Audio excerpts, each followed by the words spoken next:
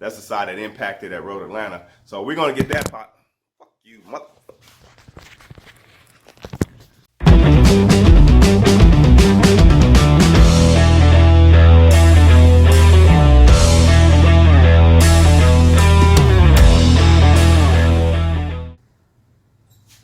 What?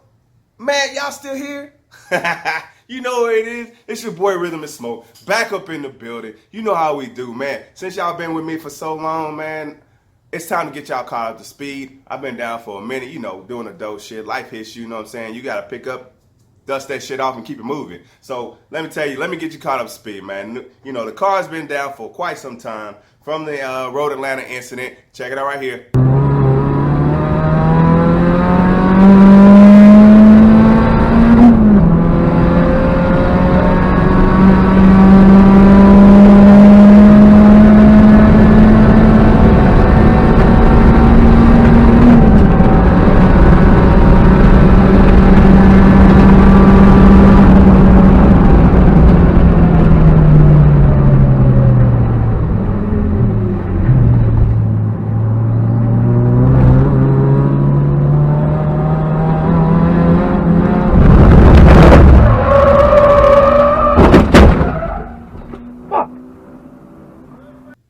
So you see, that's what happened when I was at Road Atlanta. So, and that was the Grid Life event. So I owe Grid Life a showing. I owe Road Atlanta another showing. So I can't wait to get back on track. What has happened since then is my boy he has a track TC that he, out of the goodness of his heart, donated to me. He had an incident at the track, some kind of engine problem or something like that. So he just donated the car to me, man, so he can help a brother get my beast back up and running. So here's the donor TC. Like I said, this was my boy's track car. He had different wheels on it. We slapped on these factory wheels just so he can get the car over here to me. But fully built motor, made 430 wheel horsepower. He was tracking it and said he had some kind of issue with the engine. I don't know if because it was sitting for a little bit and he just now got to tracking it again. But he said he may have spun a rod bearing or something like that. I don't know. So we're going to pull the engine out. I actually might take it up to P-Tuning and have them strip it down and see what the problem was with it. But let me show you what he got on this car that I'm going to have to swap over to my car, to my race car. But he has a fuel return system with the fuel rail from P-Tuning. You can see that. Yeah, it's P-Tuning. It's got injector dynamic injectors in it. I'm not sure what size CC. I didn't ask him. But you got fuel pressure regulator, fuel system return. It's got a swirl pot on it. I'm not sure if he left the swirl pot on or not, or he took the swirl pot off. But the lines run all the way back to the swirl pot. Let's see if we can get around to the back side here. Get down here. So you can see those lines hanging right there next to the exhaust system. This exhaust system is a 3-inch from the turbo all the way back. I had the same exact exhaust system before I sold it. Now it's back to me. It's gonna come full circle. So now I'm about to swap off the full exhaust system and get that back on the 86. Get that back on the TC as well. So we're gonna put that in there. So what you can see, I already got some work done. He had the Willwood big brake kit on it, and so I've already taken that off, and now I'm gonna put the factory brake setup that I had on my TC and put it on this car. You know, we might just turn this into like a little street beast or something, so we won't need a big brake kit on it. But I even got the energy suspension bushings in it. I haven't decided if I want to swap those out yet. I might just leave those on and buy another set and just redo the whole thing. Just leave that on there. Let's go to the inside, why don't we? Let's see. All right, so here's the inside. You can see it's all stripped out and whatever. The dash is back there in the back there. You can see this is the P-Tuning Spec SS turbo setup he had on it. This is what made him 430 to the wheels.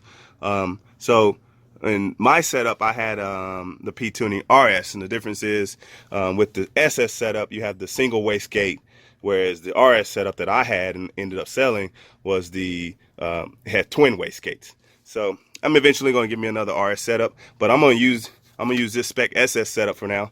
until I get me an RS setup, and then I'll put this SS back on this car and maybe possibly get it running. You know what I'm saying? And use it for my use it for a street car or something like that. But you can see the dash, and it's got this is a Viper box that he has on it for alarm systems and stuff like that. So, and right there in the fuel tank, he has a upgraded fuel pump. I got a 300 liter per hour fuel pump in mine.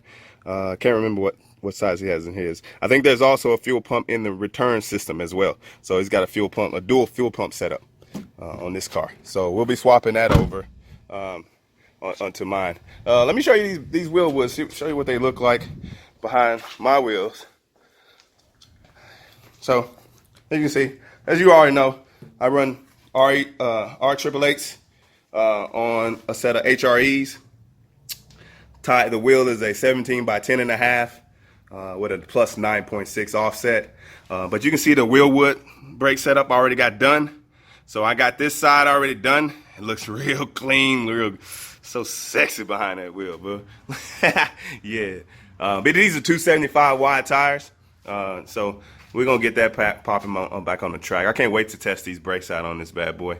But because, stopping on factory calipers with 400 horsepower is not very sufficient. So let's just put it that way. But I did with the best I could at that time, and it was fun. It got scary as fuck. But here you can see my engine, gold DEI tape right there, keeping temps down. There ain't nothing wrong with my engine, what I'm saying? Everything's fine with mine.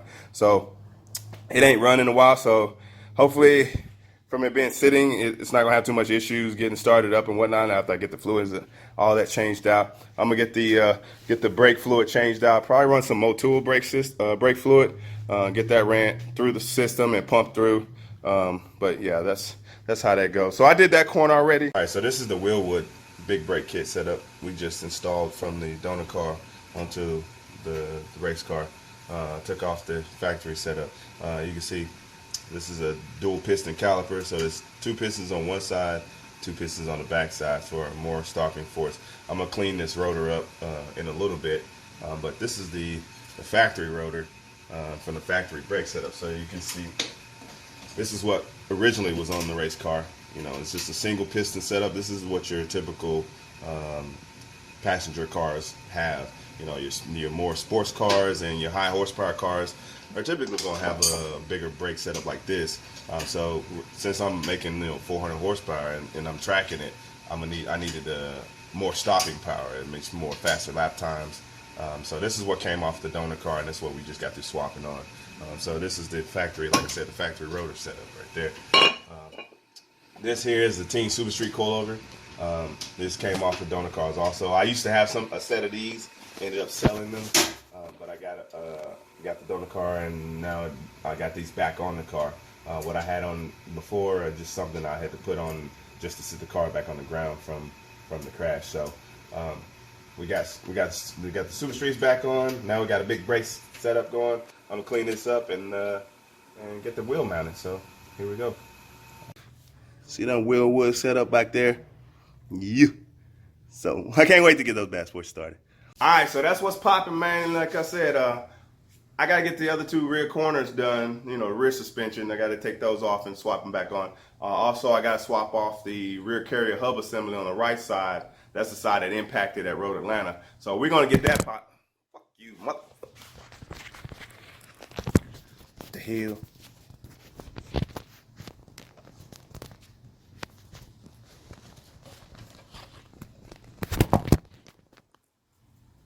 Got some dirt in my chin.